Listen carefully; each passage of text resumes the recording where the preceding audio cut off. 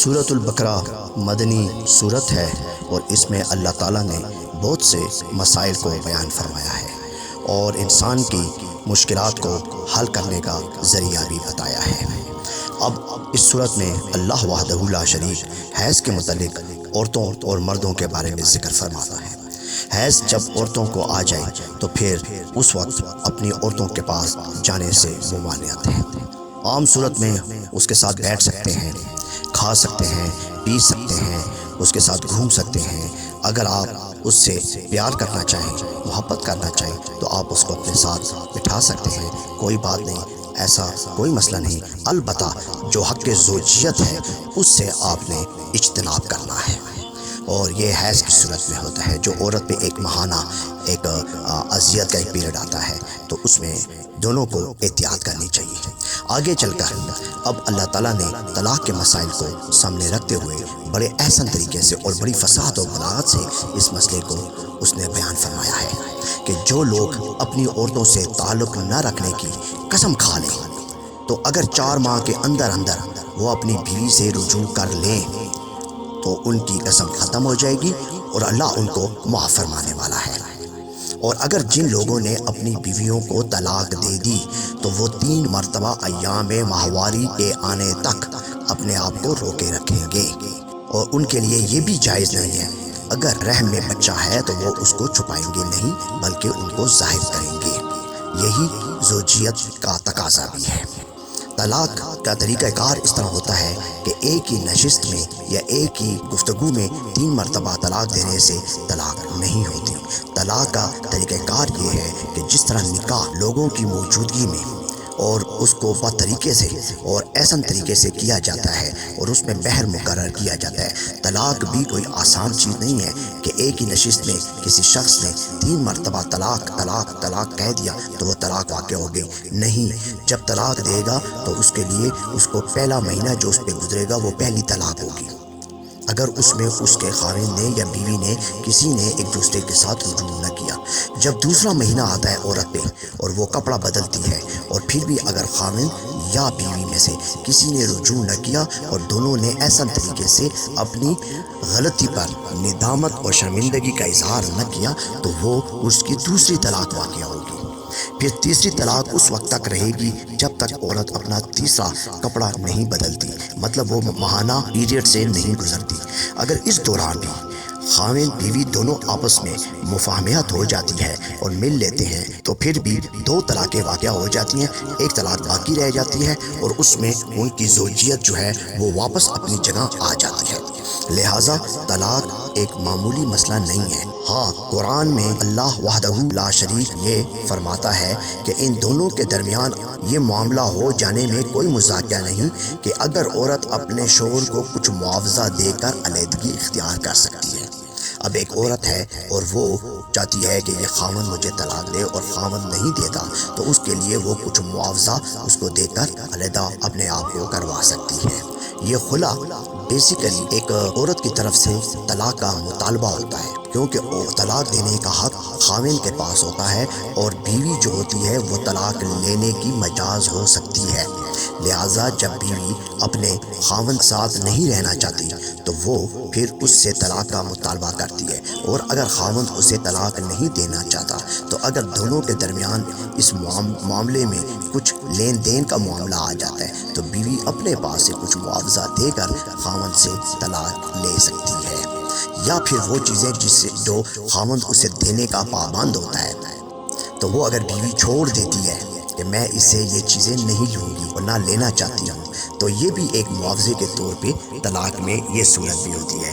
جو آج کل رائج ہے کہ جب عورت خلا کے لیے دعویٰ کرتی ہے تو وہ اپنا سب حق چھوڑنے کو تیار ہو جاتی ہے۔ یہ وہی معاوضہ دے کر علیحدگی والا معاملہ ہے۔ اگر اس کے بعد وہ کسی دوسرے شخص سے نکاح کر لیتی ہے اور وہ شخص طلاق دے دے تب اگر پہلا شوہر اور یہ عورت دونوں یہ خیال کریں کہ ہم اب حدود الہی پر ہمیشہ قائم رہیں گے اور ایک دوسرے کے لیے رجوع کرنے میں کوئی مذائقہ نہیں سمجھیں گے اور ایک دوسرے کے ساتھ اب ہمارے اندر کوئی ایسا معاملہ نہیں ہوگا، اور دونوں واضح طور پہ اپنے گناہوں کی معافی کرنے کے بعد اگر چاہیں تو ایک دوسرے کے ساتھ پھر رہ سکتے ہیں، مگر حلالہ کا تصور اسلام کے اندر نہیں ہے اور نہ ہی حلالہ ہو سکتا ہے، کیونکہ حلالہ اکثر ایک لفظ ہے۔ اس کا لفظ کا مطلب یہ ہے کہ کوئی آج کل لوگوں نے اس کے اوپر شرائط رکھ دی کہ بھئی یہ عورت جب طلاق لے لے وہ دوبارہ خاوند کے پاس جانا چاہتی ہے تو وہ پہلے خاوند کے ساتھ یا تو ایسی بدتمیزیاں یا ایسے حالات پیدا کر دیتی ہے کہ وہ اسے طلاق دے، یا پھر اس کے ساتھ ایک شرط رکھ لی جاتی ہے کہ آپ اسے طلاق دیں گے تو دوبارہ یہ اپنے خاوند کے پاس جائے گی۔ ایسی صورت قطعا نہیں ہے، اور ایسی صورت چونکہ اللہ دلوں کے حال جاننے والا ہے اور وہ ہر چیز سے باخبر ہے، یہ معاملہ قطعا نہیں ہونا چاہیے۔ نہ اس میں بدنیت پہ رشتے جوڑے جاتے ہیں اور نہ ہی بد اخلاقی اور یعنی بدسلوکی پہ یہ رشتے قائم ہوتے ہیں، لہٰذا ایسی صورت سے اجتناب کیا جائے۔ یہ اللہ کے ہاں سخت گناہ ہے، بلکہ در حقیقت یہ اپنے آپ کے اوپر ظلم کرنا ہے۔ اگر اپنی عورتوں کو طلاق دے چکو تو وہ اپنی عدت پوری کر لیں، تو پھر اس کے لیے اب کوئی یہ معنی نہیں ہے کہ وہ کسی دوسرے شخص کے ساتھ نکاح نہ کر سکے، وہ معروف طریقے سے کسی کے ساتھ بھی نکاح کر سکتی ہے۔ جو باپ چاہتے ہیں کہ ان کی اولاد پوری مدت رضاع تک دودھ پئیں تو مائیں اپنے بچوں کو کامل 2 سال تک دودھ پلا سکتی ہیں، بلکہ پلائیں۔ اس صورت میں بچے کے باپ کو معروف طریقے سے انہیں کھانا کپڑا دینا ہوگا، مگر اس کی وسعت سے بڑھ کر اس باپ پر بوجھ بھی نہیں ڈالنا، اور نہ تو ماں کو اس کی وجہ سے تکلیف میں ڈالا جائے کہ بچہ اس کا ہے، اور نہ باپ کو اس وجہ سے تنگ کیا جائے کہ بچہ اس کا ہے۔ دودھ پلانے والی کا یہ حق ہے کہ جیسے بچے کے باپ پر ہے ویسا ہی اس کی وارث پر بھی ہے، لہٰذا اگر فریقین باہمی رضامندی اور مشورے سے دودھ چھڑانا چاہیں تو ایسا کرنے میں بھی کوئی مذائقہ نہیں۔ اگر تمہارا خیال اپنی اولاد کو کسی غیر عورت سے دودھ پلوانے کا ہو تو اس میں بھی کوئی حرج نہیں، بشرط یہ کہ اس کا جو کچھ معاوضہ طے کردہ وہ معروف طریقے پہ ادا کرنا چاہیے۔ اللہ سے ڈرو اور جان رکھو کہ جو کچھ تم کرتے ہو سب اللہ کی نظر میں ہے۔ تم میں سے جو لوگ مر جائیں ان کے پیچھے اگر ان کی بیویاں زندہ ہوں تو وہ اپنے آپ کو 4 مہینے 10 دن تک روکے رکھیں، پھر جب ان کی عدت پوری ہو جائے تو انہیں اختیار ہے کہ وہ اپنی ذات کے بارے میں معروف طریقے سے جو چاہے کریں، تم پر اس کی کوئی ذمہ داری نہیں ہوگی۔ زمانہ عدت میں خواہ تم ان بیوہ عورتوں کے ساتھ منگنی کا ارادہ اشارے کنائے میں ظاہر کر دو، خواہ دل میں چھپائے رکھو، دونوں صورتوں میں جائز ہے۔ اللہ جانتا ہے کہ ان کا خیال تو تمہارے دل میں آئے گا ہی، مگر دیکھو خفیہ عہد و پیمان نہ کرنا۔ اگر کوئی بات کرنی ہے تو معروف طریقے سے کرو، اور عقد نکاح باندھنے کا فیصلہ اس وقت تک نہ کرو جب تک کہ عدت پوری نہ ہو جائے۔ عدت میں عورت کے لیے 4 دیواری میں پابند ہونا ضروری نہیں ہے۔ عورت کے لیے ضروری کام اور نہایت مجبوری میں باہر جانا بھی کوئی منع نہیں ہے۔ وہ شادی پہ جا سکتی ہے، میت پہ جا سکتی ہے، جہاں اس کا دل چاہے وہ جا سکتی ہے، مگر اس میں 2-3 چیزوں کا خیال ضروری ہے۔ حیا ہوگا اور برائی سے بچنے کا مکمل اس کے پاس اختیار ہونا چاہیے کہ وہ برائی نہیں کرے گی، غلط طریقے سے نہیں جائے گی، جہاں بھی جائے گی احسن اور معروف طریقے سے جائے، مگر 4 مہینے 10 دن تک وہ نکاح نہیں کر سکتی۔ عدت بنیادی طور پہ اس کا تعلق نکاح نہ کرنے سے ہے۔ اس کا تعلق یہ نہیں ہے کہ اب وہ محرم یا غیر محرم یا نہ محرم کے سامنے آئے نہ آئے، بیٹھے نہ بیٹھے، عام روٹین جو اس کی زندگی کے معمولات ہیں اسی معمولات میں وہ اپنی زندگی گزارے، لیکن حیا میں، پردے میں، اپنے خد و خال کو ڈھانپنے میں، اپنی نگاہوں کو جھکانے میں اور اپنے اندر ایک اسلامی اقدار کو قائم رکھنے میں وہ زندگی گزار سکتی ہے۔ جہاں ضرورت کے تحت اگر اسے بازار جانا ہے تو وہ جائے، جہاں اگر وہ کہیں پہ ملازمت کر رہی ہے تو وہ کرے، اگر کہیں شادی ہے، کہیں میت ہے، کہیں پہ کوئی پروگرام ہے، وہ وہاں پہ بالکل جا سکتی ہے، لیکن حیا کو ملوز نظر رکھے گی۔ صرف اور صرف عدت کا بنیادی جو مقصد قرآن بیان کرتا ہے وہ یہ ہے کہ 4 مہینے 10 دن تک وہ قطعاً کسی سے نکاح نہیں کر سکتی۔ تم پر کچھ گناہ نہیں کہ اگر اپنی بیویوں کو طلاق دے دو قبل اس کے کہ ہاتھ لگانے کی نوبت آئے تو جو مہر مقرر کیا ہے اس صورت میں اسے مہر دینا ہے، اور اگر ہاتھ آپ نے نہیں لگایا اور صرف نکاح ہو چکا ہے تو پھر اس صورت میں نصف مہر مقرر ہوگا، اور وہ اس کو نرمی اور احسن طریقے سے اس کو دینا ہوگا۔ اس صورت میں اگر نکاح ہو چکا ہے اور اتفاق سے رخصتی نہیں ہوئی تو طلاق کی نوبت آ گئی، تب اس کا مہر آدھا ہو جائے گا۔ تم میں سے جو لوگ وفات پائیں پیچھے بیویاں چھوڑ رہے ہوں تو ان کو چاہیے کہ اپنی بیویوں کے حق میں یہ وصیت کر جائیں کہ 1 سال تک ان کو نان نفقہ دیا جائے اور وہ گھر سے نہ نکالی جائیں۔ پھر اگر وہ خود نکل جائیں تو اپنی ذات کے معاملے میں وہ جو کچھ بھی کریں اس کی کوئی ذمہ داری تم پر نہیں۔ اس طرح جن عورتوں کو طلاق دی گئی ہو انہیں بھی مناسب طور پر کچھ نہ کچھ دے کر رخصت کیا جائے۔ طلاق اور عورتوں کے حقوق کے بعد قرآن آگے چل کر نمازوں کی نگہداشت کا ذکر آتا ہے۔ پھر دوسرا سلسلہ تقریر شروع ہوتا ہے جس میں مسلمانوں کو راہ خدا میں جہاد اور مالی قربانیوں پر ابھارا گیا ہے اور انہیں ان کمزوریوں سے بچنے کی ہدایت کی گئی ہے جن کی وجہ سے آخرکار بنی اسرائیل زوال اور انحطاط پذیر ہوئے۔ مسلمان مکے سے نکالے جا چکے تھے اور 1.5 سال سے مدینے میں قیام پذیر تھے اور کفار کے مظالم سے تنگ آ کر بار بار مطالبہ کر چکے تھے کہ ہمیں لڑنے کی اجازت دی جائے، مگر جب انہیں لڑنے کا حکم دیا گیا تو ان میں سے بعض لوگ جہاد سے بچنے کی کوشش کر رہے تھے، اس لیے کہ اس جگہ ان کو بنی اسرائیل کی تاریخ میں 2 اہم واقعات سے عبرت دلائی گئی ہے کہ کس طرح موسیٰ کو حکم دیا گیا کہ ظالم کنعانیوں نے ارض فلسطین سے نکال دو اور اس علاقے کو فتح کر لو، تو سیدنا موسیٰ علیہ السلام نے ان لوگوں کو بڑی تعداد میں مصر سے نکالے تھے اور دشت و بیاباں میں بے خانمہ کنعانیوں کے ظلم کا شکار تھے کو لے کر مقابلہ کرنا چاہا تو انہوں نے بزدلی دکھائی اور آخرکار اللہ وحدہ لا شریک کے عذاب کا شکار ہوئے اور 40 سال تک زمین پر سرگردان پھرتے رہے، یہاں تک کہ ان کی ایک نسل ختم ہوئی اور دوسری نسل صحراؤں میں پل کر جوان ہوئی، تو پھر اللہ وحدہ لا شریک نے ان کو کنعانیوں پر فتح عطا کی۔ قرآن آگے چل کے طالوت کا قصہ بیان کرتا ہے، کس طرح اللہ وحدہ لا شریک کی طرف سے اشمعیل علیہ السلام کو طالوت کی تلاش کا حکم ملا اور جس کو علم جہاد حوالے کرنا تھا اور فوج کی کمان دینی تھی، اور شہر صوف میں انہوں نے اس نوجوان کو دے کر پہچان لیا اور بنی اسرائیل کی نجات کے لیے اللہ کا پیغام پہنچایا۔ طالوت تیار ہوئے لیکن بنی اسرائیل جو حسب نسب اور ثروت کے مارے ہوئے لوگ تھے، جو طالوت کو امیر ماننے پر تیار نہ ہو رہے تھے، وہ اللہ کی نشانی طالوت کے متعلق مانگنے لگے۔ آخرکار فرشتوں کے ذریعے صندوق کے عہد ان کے سامنے لایا گیا تو یہ نشانی دیکھ کر وہ طالوت کی قیادت پر رضامند ہوئے۔ طالوت بنی اسرائیل کے کمزور لشکر کو لے کر فلسطینیوں کے مضبوط لشکر کے مقابلے کے لیے آئے تو اسرائیلیوں کی جرت نہ ہو رہی تھی کہ فلسطینیوں کا مقابلہ کریں۔ ایسے میں داؤد علیہ السلام جو اس وقت ایک کم سن نوجوان تھے اور اتفاق سے طالوت کے لشکر میں موجود تھے، نے فلسطینیوں کے دعوت مبارزت دینے والے گرانڈیل اور طاقتور ترین پہلوان جالوت کے مقابلے میں نکلے اور اسے قتل کر دیا۔ اس واقعے نے انہیں اسرائیلیوں کی آنکھ تارا بنا دیا۔ طالوت نے اپنی بیٹی ان سے بیاہ دی اور وہ اسرائیلیوں کے فرمان روا بنے۔ اس طرح اللہ انسانوں کے گروہ کو دوسرے گروہ کے ذریعے ہٹاتا نہ رہتا تو زمین کا نظام بگڑ جاتا۔ آگے کی آیات میں 2 نکات کا مختصراً بیان کیا گیا۔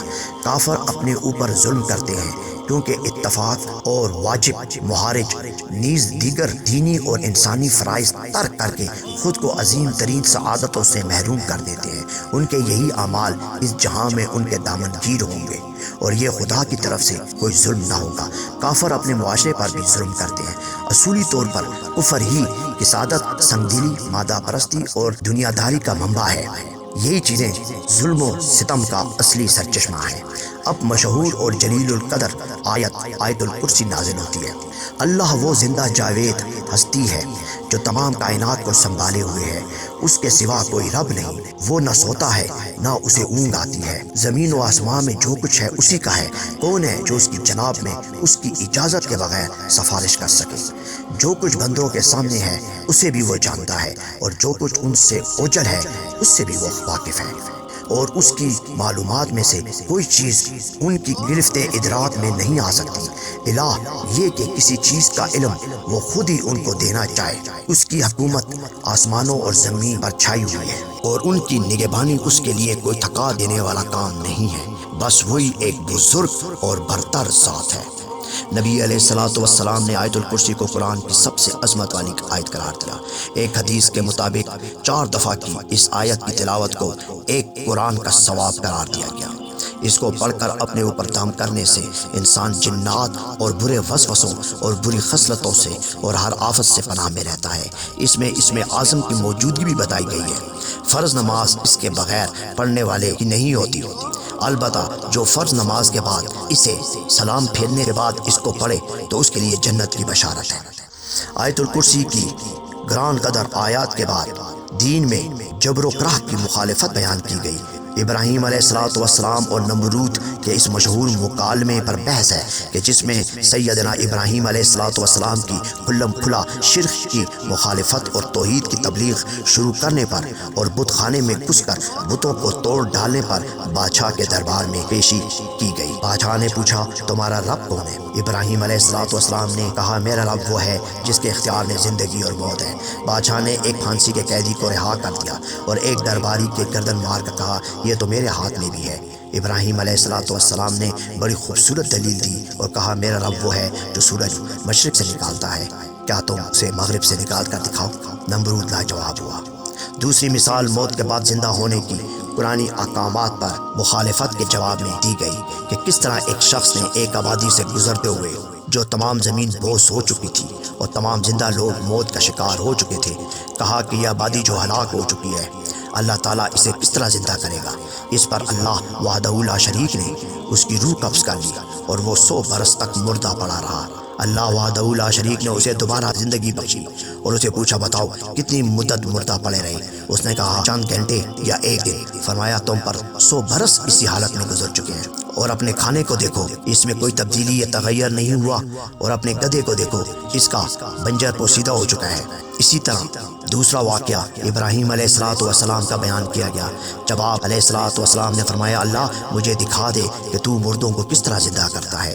فرمایا کیا تم ایمان نہیں رکھتے؟ عرض کی ایمان تو رکھتا ہوں مگر دل کا اطمینان درکار ہے۔ فرمایا اچھا 4 پرندے لے آؤ، ان کو اپنے سے مانوس کر لو، پھر ان کو ذبح کر کے ان کے ٹکڑے ٹکڑے کر کے علیحدہ علیحدہ پہاڑوں پہ رکھ دو، پھر ان کو آواز دو، پکارو، وہ تیرے پاس دوڑتے چلے آئیں گے۔ ابراہیم علیہ الصلوۃ والسلام نے ایسا ہی کیا اور حیات بعد الموت کا مظاہرہ دیکھا۔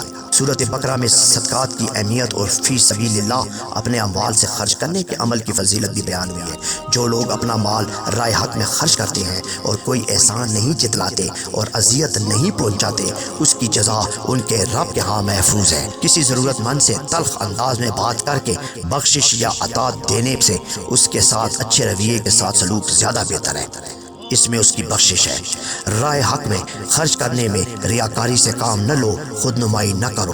جو لوگ اپنا مال خالصتاً اللہ کی خوشنودی کے لیے خرچ کرتے ہیں وہ اس باغ کی طرح ہیں جو پربرکت اور مفید اور پیش بہا پھل دینے والا ہے۔ رائے حق میں اپنے مال میں سے بری اور خراب چیزیں چھانٹ کر نہ دو بلکہ بہتر حصہ خرچ کرو، اور اللہ وحدہ لا شریک بے نیاز ہے تمہاری ان اشیاء سے۔ جو صدقہ فرض ہے وہ اعلانیہ دو افضل ہے، اور جو صدقہ فرض سے باسوا ہو وہ پوشیدہ انداز میں دینا احسن ہے۔ مطلب جو چیز آپ لوگوں پہ فرض ہے جیسے زکوٰۃ تو آپ نے سب کے سامنے نکالنی ہے تاکہ ترغیب ہو، اور جو چیزیں خیرات اور ایسی چیزیں جو فرض نہیں ہیں تو اگر وہ پوشیدہ دو تو وہ احسن ہے، کیونکہ چھپا کر نیکیاں کرنے سے آدمی کے نفس اور اخلاق کی مسلسل اصلاح ہوتی ہے۔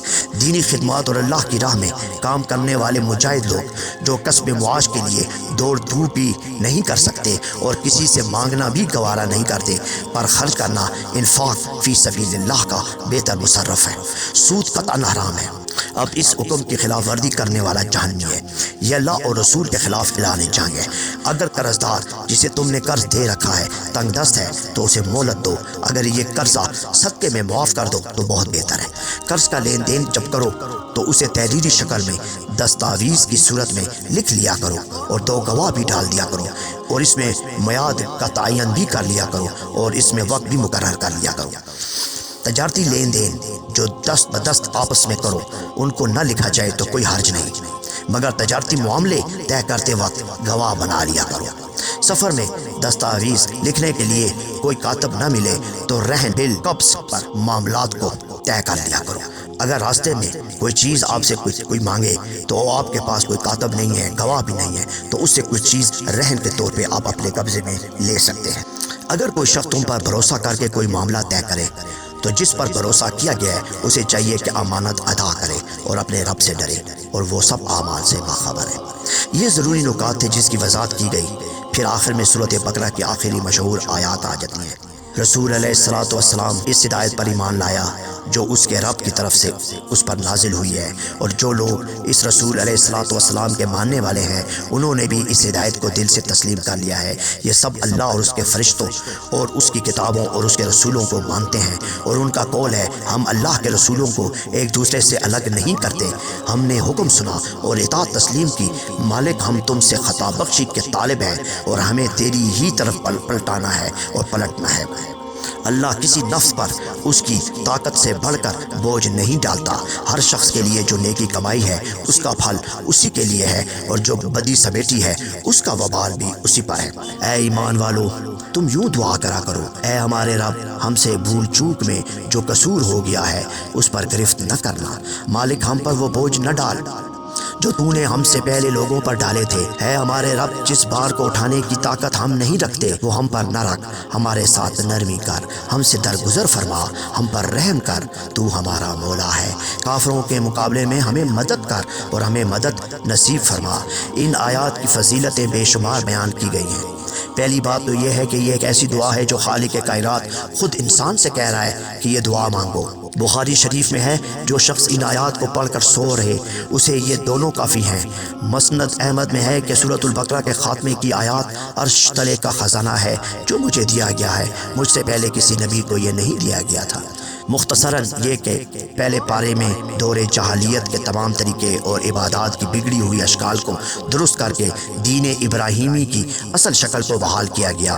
حج میں ننگا طواف کیا جاتا تھا، مینا اور عرفات میں آباء و اجداد کے ترانے گائے جاتے تھے، بتوں کے نام پہ قربانی دی جاتی تھی، فحش حرکات کی جاتی تھی۔ ان سب طریقوں کو ختم کر کے اللہ وحدہ لا شریک کے نام پر قربانی اور باحیات طواف کی حقیقی ابراہیمی تعلیمات رائج کی گئی اور حج کو اصلی شکل میں بحال کیا۔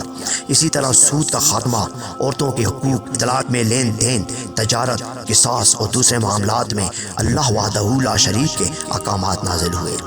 نبی علیہ الصلوۃ والسلام سے روایت ہے کہ سورۃ بقرہ کو ایسی دو آیات پر ختم کیا گیا جو مجھے خزانہ خاص سے عطا ہوئی، جو عرش بری کے نیچے ہیں، لہٰذا تم خود بھی انہیں سیکھ لو اور یاد کرو، اور اپنے گھر کے عورتوں اور بچوں کو بھی سکھلاؤ اور یاد کراؤ، اس لیے کہ وہ سامان رحمت، حاصل قرآن اور دعا عظیم ہے۔ اسی طرح آیت الکرسی کے متعلق فرمایا کہ آیت الکرسی اللہ کی کتاب کی ثواب کے معافی کے لحاظ سے سب سے بڑی آیت ہے، اور ایک روایت میں یہ بھی آتا ہے کہ قرآن کی آیتوں کی سردار ہے، اسے مال یا اولاد پر دھم کر دو گے یا لکھ کر رکھ دو گے تو انشاءاللہ ہر وسوسے، ہر برائی، ہر برے کاموں سے، ہر برے خیالات سے، ہر چیز سے اللہ کی پناہ میں آ جاؤ گے۔ یہ تھی سورۃ البقرہ کی تفسیر جو میں نے آپ کو بہت ہی آسان اور بہت ہی جامعیت کے ساتھ اور اختصار کے ساتھ بیان کر دی۔ اس میں انسان کے لیے فائدہ بھی ہے، اصلاح بھی ہے، اور زندگی میں آگے بڑھنے کی بہت سے طریقے بھی ہیں۔ اللہ وحدہ لا شریک کی طرف سے آپ پہ برکتیں، رحمتیں نازل ہوں، اور ہمیشہ آپ اللہ کی پناہ میں رہیں اور محفوظ رہیں ہر بری چیز سے، ہر بری بلا سے، ہر بری آفت سے۔ وآخر الدعوانا والحمد للہ رب العالمین۔ سبحان ربک رب العزت عما یصفون وسلام علی المرسلین والحمد للہ رب العالمین۔ السلام علیکم ورحمۃ اللہ وبرکاتہ ومغفرتہ۔